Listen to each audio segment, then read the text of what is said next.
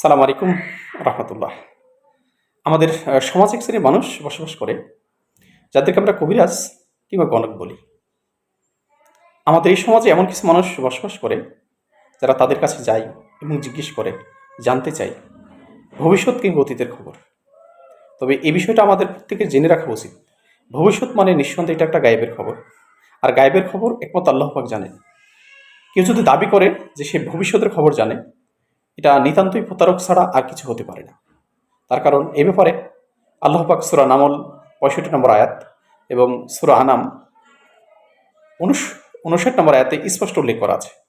এত কিছু জানার পরেও যদি কোনো ব্যক্তি গণকের কাছে যায়, তাকে জিজ্ঞেস করে তার ভবিষ্যতের কথা, তার ৪০ দিনের কোনো ইবাদত, বিশেষ করে সালাত কবুল হয় না।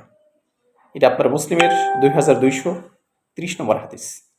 আল্লাহ পাক আমাদের এই ধরনের অপরাধ থেকে, এই ধরনের পাপ থেকে হেফাজত করেন। সালাম আলাইকুম রহমতুল্লাহ।